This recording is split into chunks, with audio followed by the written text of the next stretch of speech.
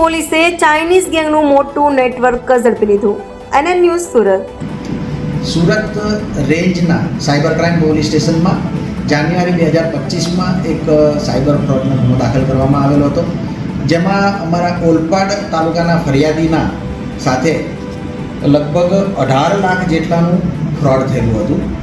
જેમાં ફરિયાદીએ જે ફરિયાદ આપી હતી એ મુજબ ફરિયાદીને તેના ઇન્સ્ટાગ્રામ અને વોટ્સએપના એકાઉન્ટ ઉપર DLF કંપની તરીકે એક કંપની કેટલીક લિંક મોકલતી હતી અને ઓનલાઈન બિઝનેસ કરવા માટે એમને પ્રોત્સાહન આપેલું હતું.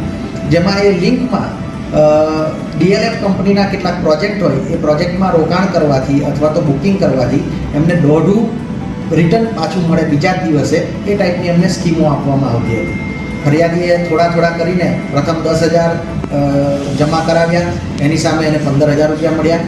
એવી જ રીતના ફરી એણે 35,000 જમા કરાવ્યા તો 45,000 પરત મળ્યા.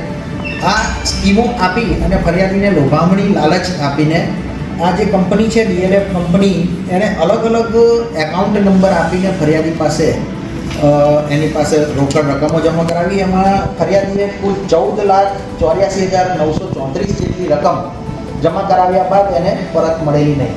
એટલે તેની સાથે ફ્રોડ થયાનું એને જાણ થયું, જેથી ફરિયાદીએ સુરત રેન્જના સાયબર ક્રાઇમ પોલીસ સ્ટેશનમાં ફરિયાદ આપતા અહીંયા ગુનો દાખલ કરવામાં આવેલો હતો.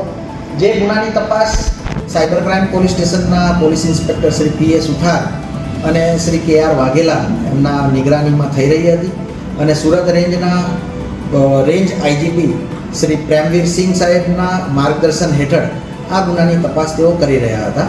આ ગુનાની તપાસમાં અગાઉ 5 આરોપીઓની ધરપકડ કરવામાં આવેલી છે. આ ગુનામાં એમો એવી રીતની જાણવા મળી હતી કે ફરિયાદી પાસેથી અને અન્ય ભોગ બનનાર પાસેથી આવી રીતે છેતરપિંડીની જે રકમ છે એ આરોપીઓ અલગ અલગ એકાઉન્ટમાં, જે એકાઉન્ટ તે લોકો ભાડે રાખતા હોય છે અને અલગ અલગ એકાઉન્ટમાં રકમ જમા કરાવતા હોય છે. જે રકમ જમા થયા બાદ એ એકાઉન્ટ ધારકને માત્ર એની પાસેથી ભાડેથી લીધેલું હોય અને જે બીજા એજન્ટો છે એ એજન્ટો એ એકાઉન્ટનો ઉપયોગ કરતા હોય છે.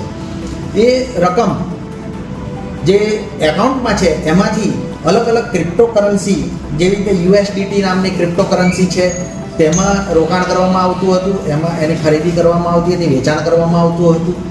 વધુમાં અલગ અલગ ક્રેડિટ કાર્ડના બિલો પરનું પેમેન્ટ કરવામાં આવતું હતું. ક્રેડિટ કાર્ડના બિલો જે પણ પેમેન્ટ કરવામાં આવે એ એકાઉન્ટમાંથી પેમેન્ટ થયા બાદ વળી પાછા એને અલગ અલગ પોર્ટલથી પરત પણ મેળવવામાં આવતા હતા અને આખું એક સિન્ડિકેટ બહાર આવેલું હતું. એમાં ચાઇનીઝ ગેંગનું પણ હાથ હોવાનું આપણને જાણવા મળેલું છે. એ ચાઇનીઝ ગેંગના દોરવણી હેઠળ આ આરોપીઓ ભેગા મળીને આખું ષડયંત્ર રચી રહ્યા હતા. જેમાં અગાઉ સાયબર ક્રાઇમની અમારી ટીમને 5 આરોપીઓ પકડવાની સફળતા મળેલી છે અને તે આરોપીઓના એકાઉન્ટ ધારક, એજન્ટ અને ક્રિપ્ટો ખરીદનારા જે આરોપીઓ છે એના પરથી વધુ લિંક મળતા હાલમાં 3 આરોપીઓની ધરપકડ કરવામાં આવેલી છે. જેમાં 3 આરોપીઓ સલમાન હબીબ પઠાણ જે અમદાવાદનો છે, સફવાન અબ્દુલ રઉફ શેખ તે પણ અમદાવાદનો છે, અલ્તમાસ મકબૂલ શેખ તે પણ અમદાવાદનો છે. 3 આરોપીઓની ધરપકડ કરવામાં આવી છે.